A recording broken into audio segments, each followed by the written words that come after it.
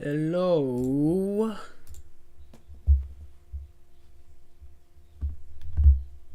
Hello.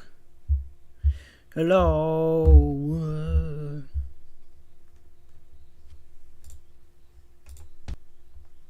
They want a government takeover of our power. Internet. Hi. Hello. Hello, monkey. Dunk.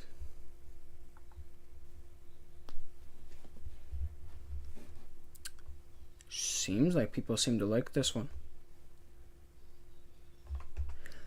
Alright, we're watching the game theory. The ultimate timeline. Hopefully this is the final part. I don't know if it's gonna be the final part. More chairs. Hopefully, imagine there's chairs in Five Nights at Freddy's. That would be hilarious. Five Nights at Freddy's. Well, we're gonna start watching some of this.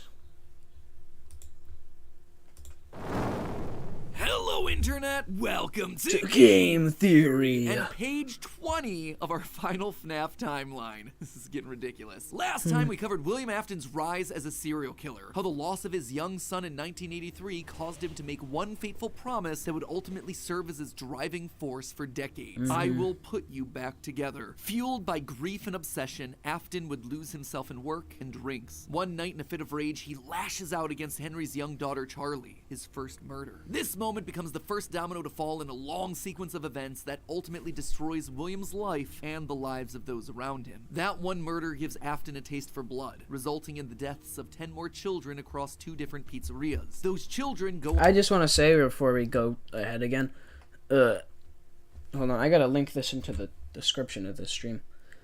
But also, when it comes out, I'm definitely gonna watch the movie. Of course. Okay, let me put what video there? Here. Watch the timeline here. Bam. There we go. But I love how Pat's going out with this with like a more story filled instead of like game to game to game. He's going more trying to tell a story, which I think people seem to really like about this new bit here. It's going to be very brutal.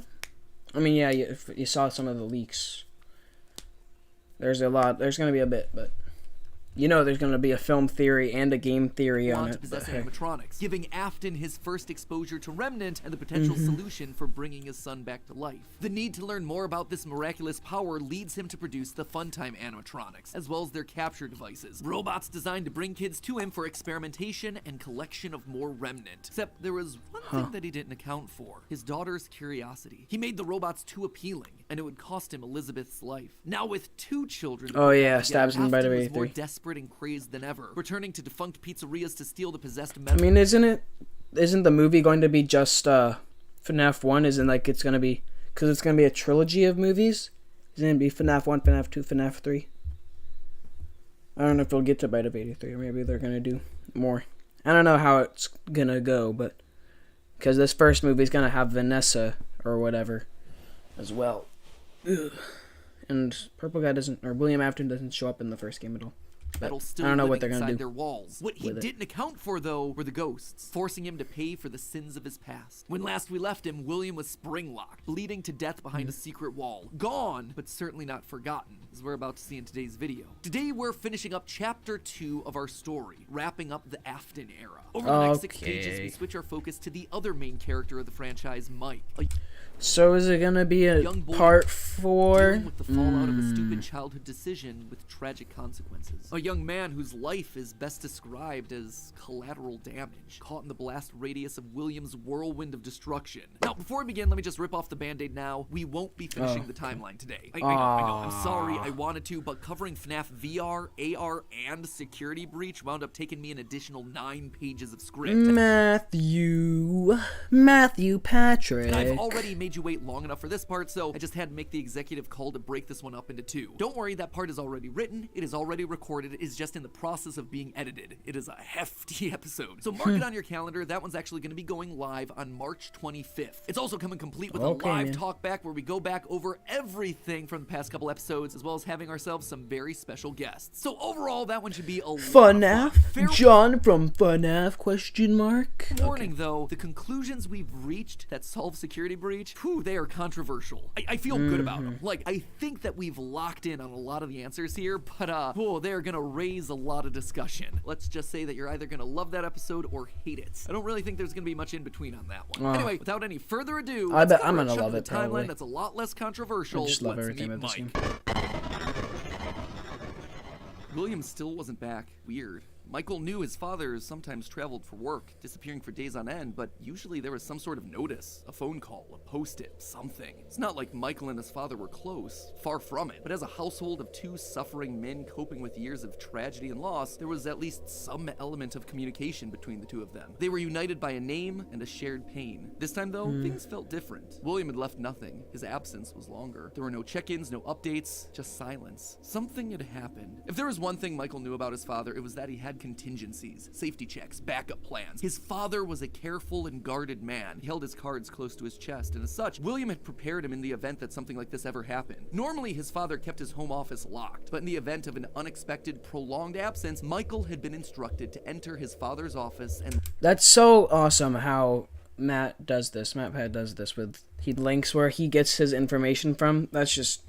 So nobody could really prove it wrong, like the facts stuff that he's using to tell the story, the like straight up factual evidence. They can't prove him wrong. An empty set of shelves mounted in the corner of the room. Rolling his eyes, Michael entered the office. Never fully understood how William was able to spend so many hours of his days locked up in here. There was just nothing to do. Most of this place was empty. He dragged himself over to the shelf in the corner, expecting to find an emergency contact list, a family safety deposit box. But what he actually found there was completely unexpected. Father, it's me, Michael. I did it. I found it. It was right where you said it would be. The shelf swung open and revealed a giant industrial elevator, one that led straight down into an underground bunker. You sneaky boy, Matthew Patrick.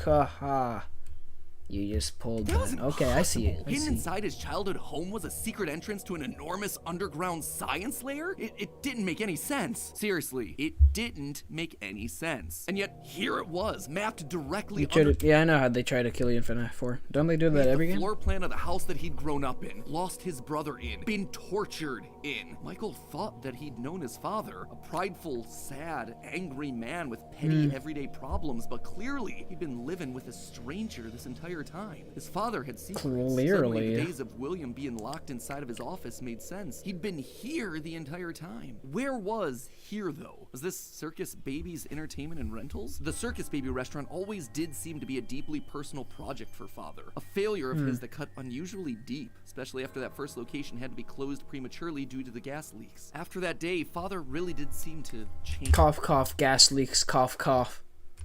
To lose himself even more in his work. Clearly the entrance he had found was some sort of secret back way into the facility, one that required crawling through vents to navigate. His father had been working here, but in secret. Why? And that's when he found her. At the end of the facility, Circus Baby, his father's pride and joy. Except something was different about her. She wasn't like the others. The way she talked, the stories she told. This wasn't just a robot. She was alive somehow. And not only was she alive, she also felt familiar. There is something bad inside of me. I'm broken. I can't be fixed. Will you help me? Was this his sister? William's baby? You know, that is a theory after Bite of 83. I mean, That's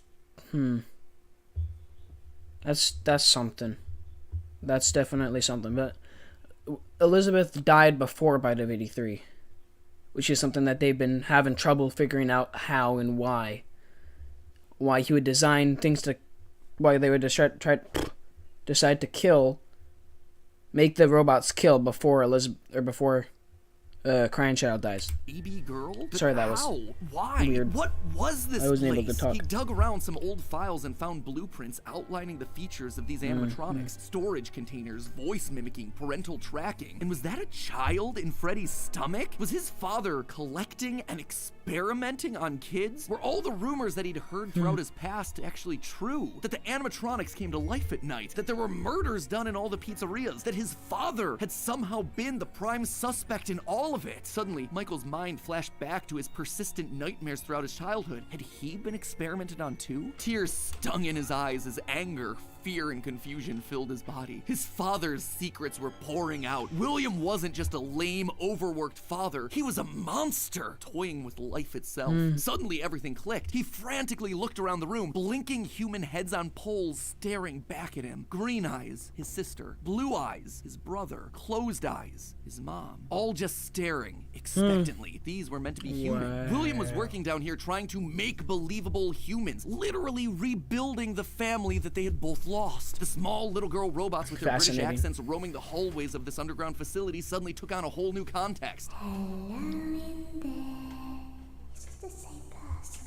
Were those meant to be his sister? A replacement for her? A clone? Was William building clones of his sister? They seemed to know him, after all, to react to his presence. They were all there. They didn't recognize me at first, but then they thought I was you.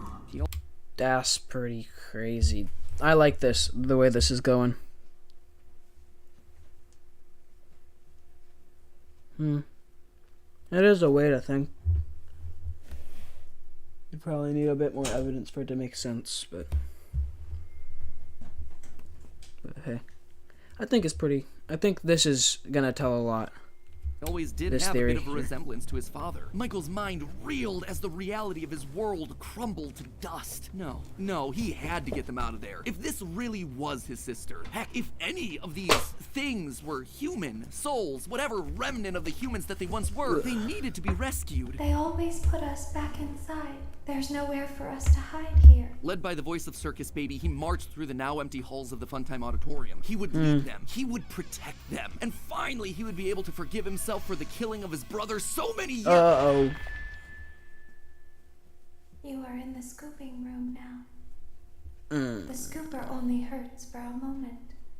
Scooper? That violent extraction arm? Michael had seen that one in the pile of blueprints. Something about heat rendering the magical silver metal inside useless. In reality, prior to getting himself spring-locked and put behind the wall, William's methods had become increasingly sophisticated, with a mechanized arm that could infuse new bodies with a soul. William could finally give and take away life. The only thing he needed were the bodies. But William wasn't the only one looking for bodies, as Michael was about to learn. But if we looked like you, then we could hide. If we looked like you, then we would have somewhere to go. Michael was going to be the hero to help these animatronics, all right. He was going to help the haunted tubes and wires of these animatronics escape, just not in the way that he anticipated. His sister had lied to him, another game of pretend. The scooper plowed forward, digging its extraction arm into his body. As he heard his bones ripping through his flesh, Michael blacked out. But Man. something's wrong with me. I should be dead, but I'm not.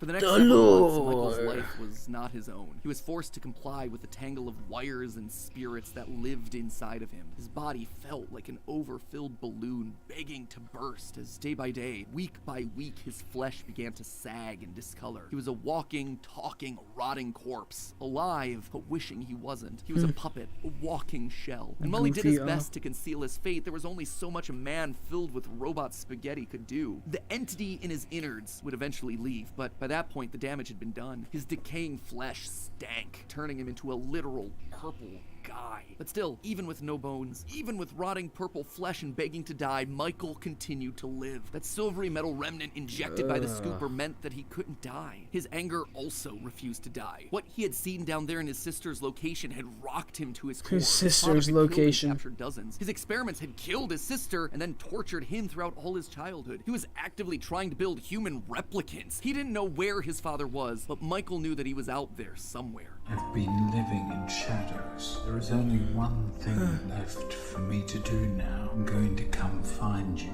Michael had to correct for the sins of his father. He had to make things right. Michael would burn He Fazbear had to. Entertainment to the ground. I mean, what else could you do when your skin was permanently purple? Michael's strategy was simple. He would apply for night security guard positions at the old defunct pizzeria locations. That way, no one ever had to see him or smell him during his shift. And all these Two old hearts, shuttered body, and locations everything? did need guards. Teenage vandals and squatters were always looking to get inside these abandoned buildings, and yet no one ever really wanted to work an overnight graveyard shift unless they were practically out of options. Enter Mike. One by one, he would take on the job of security guard, changing his name each time to ensure that no one was able to follow his paper trail. Once inside, he could tamper with the animatronics and figure out how they worked, writing about his experiences in his security logbook. While there, he would listen to the old tapes where upper management awkwardly welcomed new recruits to their summer jobs, even though he was working there nowhere near the summer months. He heard the gory details of his father's franchise from the outsiders looking in, confused and afraid about what was happening in the walls around them. Sometimes he would see his brother in the form of the Golden Freddy suit. It's me appearing on the walls around him. Except now, there was something else there. He was no longer alone. Another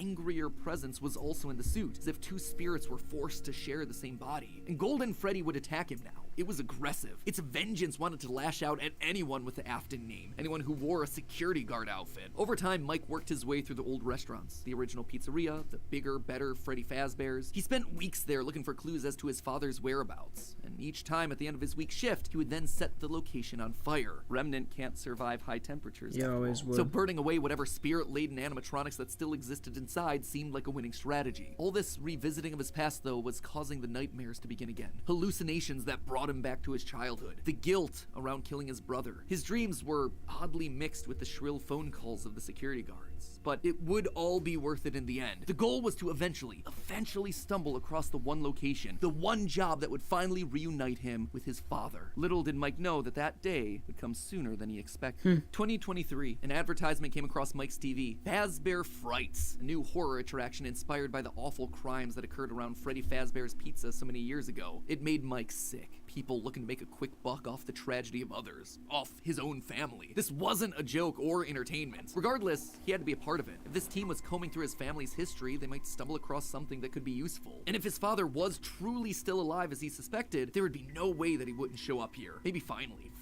this could be the final chapter in his family's marathon of tragedy. Mike applied for the job and was immediately handed the keys. Years of doing this had taught him that security guards rarely receive thorough security checks. They also liked how creepy Mike looked. They thought it was a costume, on theme for the job. What little they knew. Hey, glad you came back for another night. I promise it'll be a lot more interesting this time. For weeks, there was nothing. But just as Mike considered giving up, he received the call that he'd been waiting for years. You're not gonna believe this. We found one. A real one. Could this finally be him? Sure enough, there he was. William inside his iconic golden Bonnie Springlock suit. Only now it was green and decaying with age. And there they were, a small family of broken men finally reunited. It's been a long time, Dad. Mike had always struggled with the phantoms of his past haunting him, but now all the animatronics he'd encountered over the past months, hopping from pizzeria to pizzeria, suddenly sprang to life, their burned faces haunting him as he tried to keep track of his father on the cameras. It would seem that William's mere presence had put the spirits on high alert. Ultimately, they were harmless, more annoying than anything else, but there was one that felt different from the others, one that was more than just a mere phantom, the security puppet. If he looked at the cameras at just the right moment, he could see it floating there through the halls. He could even see its reflection in the water pooled on the ground. It would seem like he wasn't the only one there on a mission. While he was dealing with Springtrap, Michael assumed that this one was likely dealing with the spirits of this place, finally setting them to rest. Hopefully this means a happier day for all of us, Mike thought to himself. Happiest in day. that moment, he felt the air around him release, like pressure being let out of a bottle. The building sighed, as if 5 spirits had finally been allowed to move on. He had the sense that his brother was a part of them. He rigged the wiring inside the building to misfire, and the dry, desiccated walls Happiest day erupted minigame, in baby. flames. It is finished. Just kidding. Except it was not. Somehow, through sheer force of will, Afton remained. He had survived, and Mike would need to find a new way of finishing off his father. Luckily, the solution would present itself later that year. Not from Mike, but from another victim that had been left in his father's wake. We're talking about becoming a Fazbear Entertainment franchisee. Restaurant ownership and management. Something almost anyone can do with a limited degree of success. So, what he's saying is it goes like FNAF 2, FNAF 1, FNAF 3, no, sister location, FNAF 2, FNAF 1, FNAF 3, Pizzeria sim. You are now the face of the newly rebranded Freddy Fazbear's Pizza. Fazbear Entertainment, Or I guess FNAF 4 is first. as a brand, had been closed for years. William had been stuck in a suit and a wall. The only person who legally could bring the franchise back was Henry, but he'd largely pulled out of the franchise around the time of his father's disappearance. Something was up. Surely this had to be some kind of a trick, right? Mike, doing what he did best, applied for a franchise and immediately got the job. There was just one thing out of the ordinary. Paragraph 4.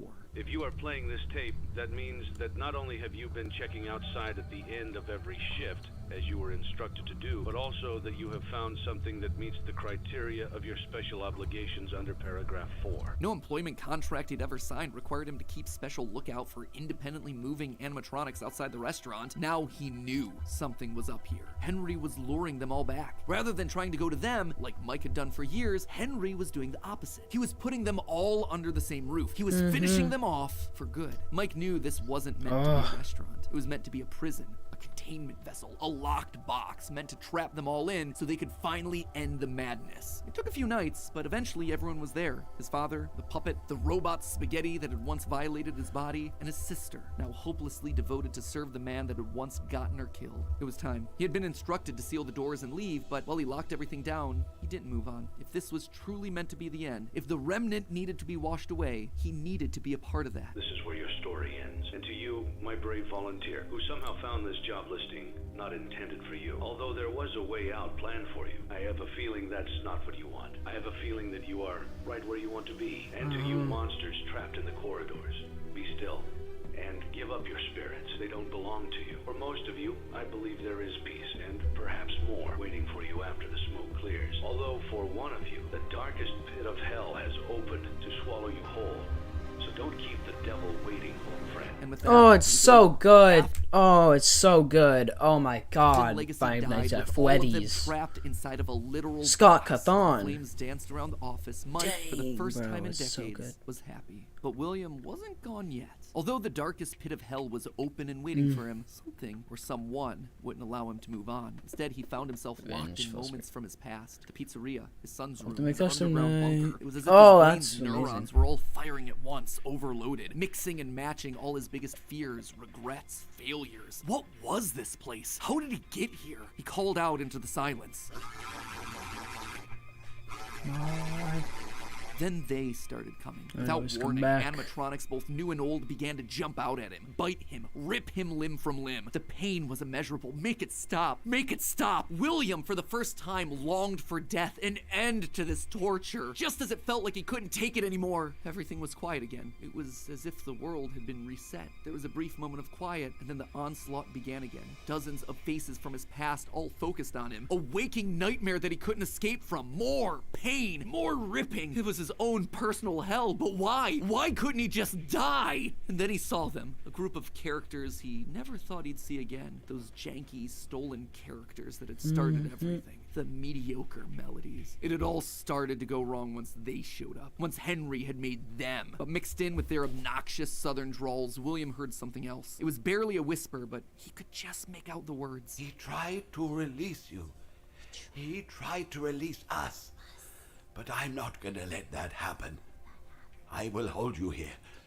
I will keep you here. No matter how many times they burn us. That voice. He knew that voice, but from where?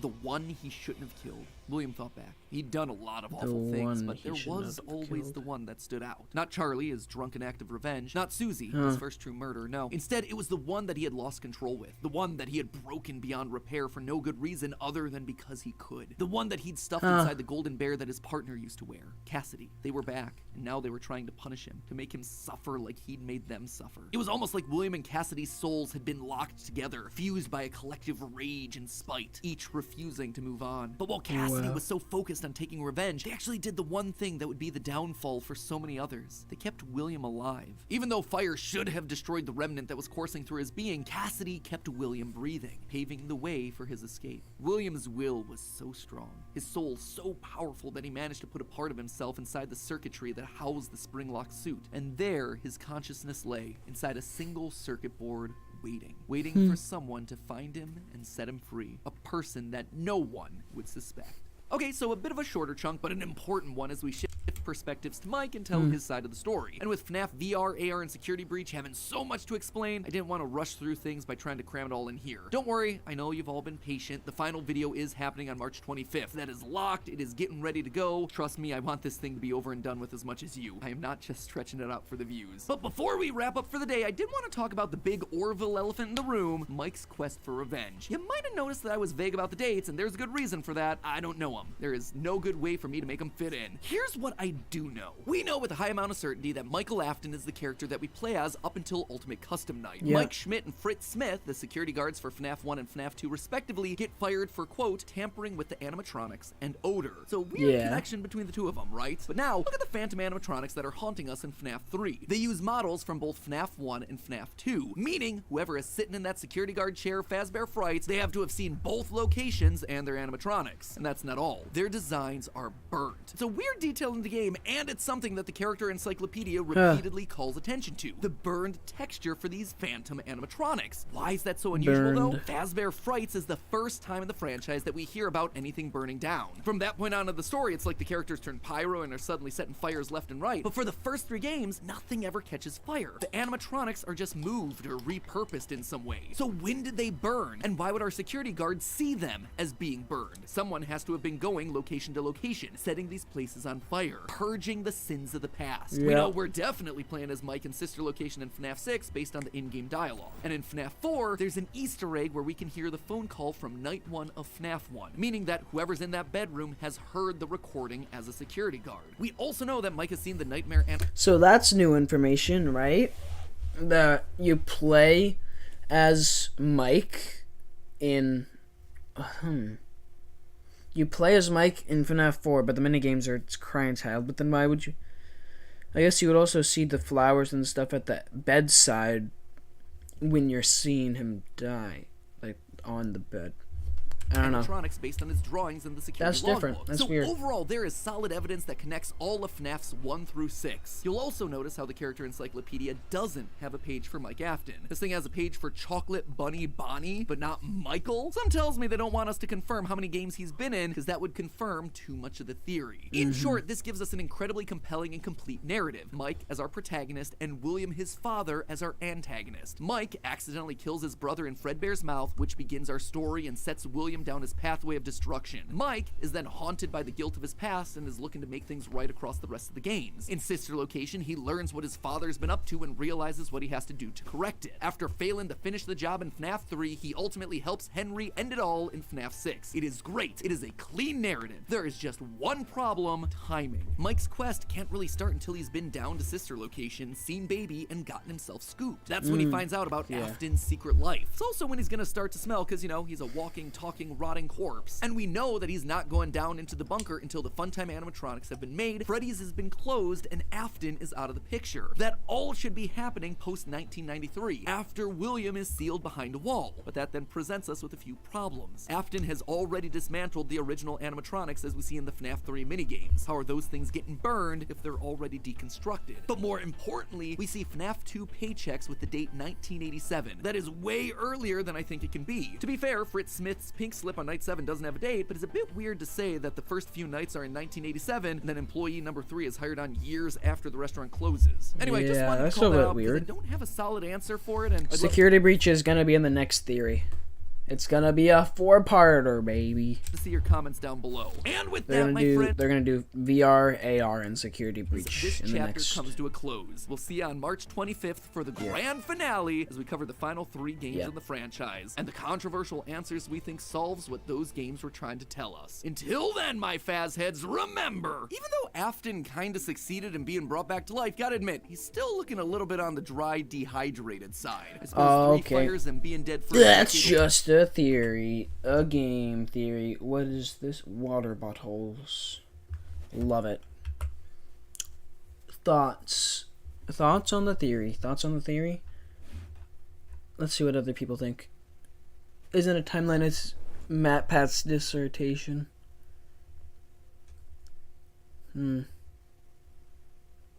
Gonna be a banger when it takes Matt Pat 2 weeks to upload it. This is a good one. This is a real good one.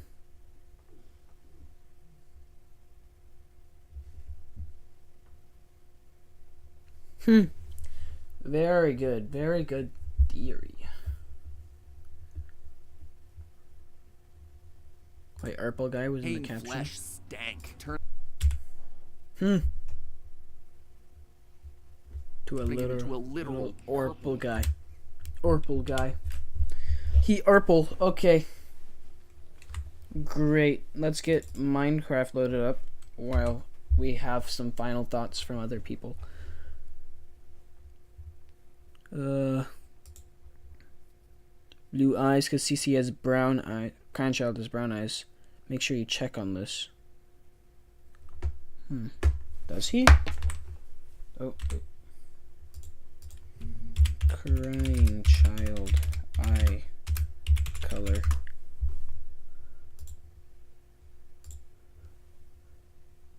Crying child in game. I guess he doesn't have any colored eyes. Black eyes, but then Gregory has brown eyes. Gregory has himself some brown eyes. Yellow, brown? I don't want to go to wherever that is leading me. Seems like they're brown. Gregory, eye color, FNAF.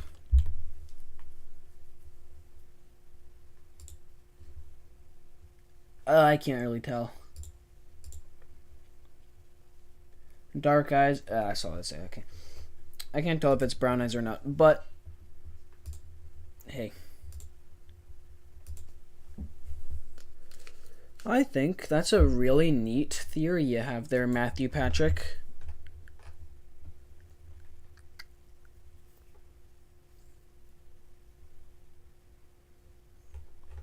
You know, I think I'm gonna do Minecraft in a different stream. I think this is just, I'm just gonna have this be the stream for today. Good stream. Love it. Love this theory. Let me know your guys' thoughts. But I think I'm just gonna stop because it's getting late and I want people to actually be able to see the Minecraft as I play it. But hey. Thank you so much for watching. Bye-bye. Ah! L. Minecraft. Bye-bye.